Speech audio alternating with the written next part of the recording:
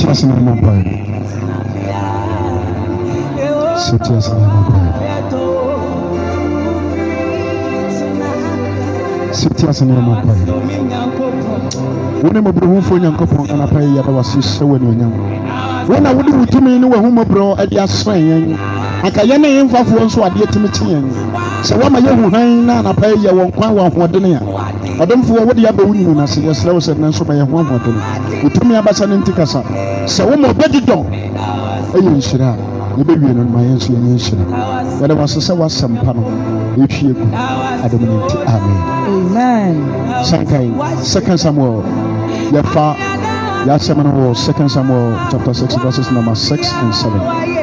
Now, assembly tip of my today is my next level. As a terminal, a deeper beer as I said, would me pleasure.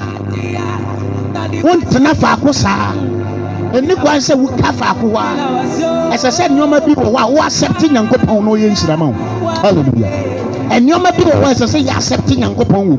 Then you make man because according to Bible, no, 2 Samuel 6, no, or say Abraham Tibiani friend Obedijo or accepting and go Pamadaka. It's significant. Now Bible say in a month of 3 months, Abraham Tibiani. A basic drew, or say me kwa jiska drew, me kwa makutie me kwa tiatie we wa me kwa na kondoro bebuame, me kwa na papa wuli obetumi ayemi me kwa na nsuo no bebuame, me fie mpanidie no tumi de bebuame, abai do betumi abuame, ba me ma wate ase se wo accepting Nyankopɔn wa. Abrabona wo so no aware na yɛsɛe no adwuma sam na yɛ dene no sika sam na yɛ dene no o ma na o maso yɛ dene no akwantu sam na ɛsɛe no ɛnyɔma wo pray ni mu kwan ya wo nsanka ade da wa koma so ntimi mba mu no me ma wate asɛ Bible sɛ obedi dɔ ade Nyankopɔn de ɔte apamadaka ne sinifie na ebra ɔte yɛ no in the month of 3 months Bible sɛ abrante ne ba yɛ nhyira wanyɛ nhyira wɔ ne nko ɔsɔ yɛ nhyira ne nasefo my next level Mama kind of say. Now what drew Nakon reform? What do Nakon reform? Asa Kunu. Now what drew Nakon Europeano? This actually in Sakaka on Yakupa Dakanoso. Every said, you know him. Now I radical fool you, sir. My God. Now from so no inti on Yakupa born or Hallelujah. Amen. Hallelujah. Amen. You say ya plant bia. Or try telling Nyankopɔn. Ewiase. Nipa bia no obetimi Nyankopɔn apre. Aka competition. Na be wie ni nkunimdi da. Wo ye dan Nyankopɔn na bɔ. Obedi nkuku.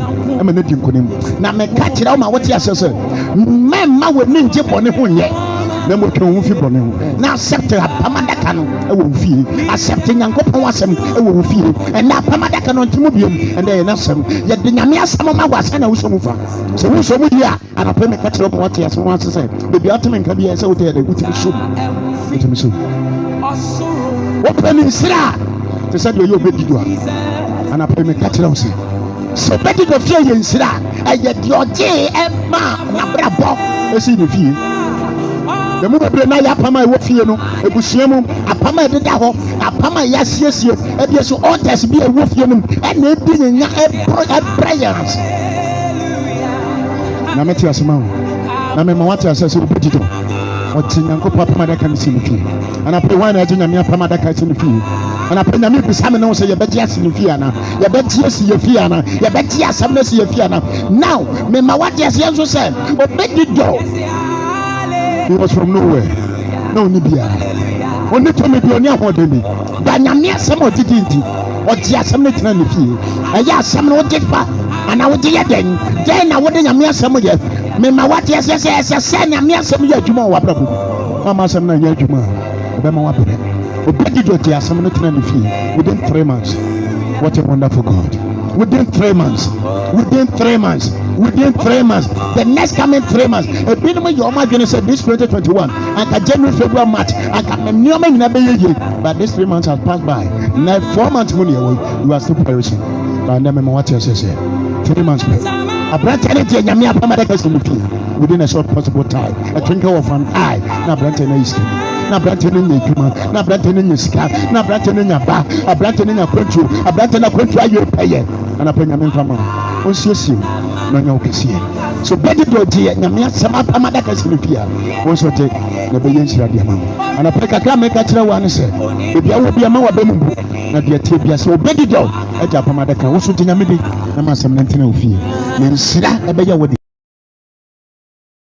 dia yedu epo na ye womu emfa ho se epo kakaka na kona yeye se nyame se mechira wo a ne pe bia mfa wo madan etemi ya to waduro ya de kondo so ya de eto drawing board so ese wa bra board guru tiri so nsa na no ya papa David se ewurade ma wona wo sem se wi ewurade ma woni nara omenim kwasiento na pray sa nyankopon ana mkamfo no won sisi no yon kase no pajao so when nimia asafo Yesu mo prayer ministry e wa adesu amakro enima safo dano friend brother Emmanuel telephone number 054 667 6638 wakana obi abatime nkabia fa on hare fagenya miase obedi doti samne tena ni fi yinshira ana prayer sa wodi a yinshira bia na minshira mama mojepi one ubukani amojemeni nkopon inshira mo ni gutuma pa moye na monte yanka mane ha mo ikushua ya bene no bukukuru na menyam kase sede mo nyuma tie on pejamo the next coming year na sinshia mo na mehunu mo no na mojebi TV ajibia sinyina na the radio station so ajibia sinyina nationwide nkopon inshira mo obi amo obi o Germany menyam kase amen. Amen.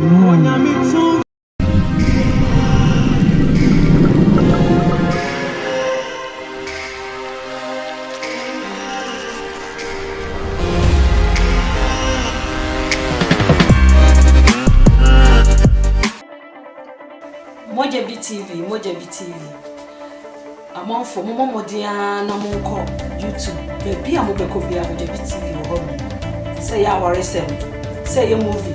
Say a yedi ade bia se fa nkwala ho ana awo atiti e bia wo de Momodia na Mojabi TV. Udu ho no ma enema e ho no. Let's subscribe. Inke ya kwa Mojabi TV. Show ya minunti ya kwa Mojabi TV. Mojabi TV. Nyama wo mo hwe pa. Adofo ne anuano monko na monko he Mojabi TV. E de na wo pa wunya. Ye hwie no ma na guo se feche. Ya wale owura akokra te se wutimi sra ma woni ye den. Eje obo we no metete mesre so obekọ Mojabi TV. Hi Leute, bitte gebt uns einen Daumen hoch auf diesen Kanal, abonniert uns und kommentiert unten. Hallo, abonniert unseren Kanal Mojabi TV, gebt uns einen Daumen nach oben und kommentiert unten.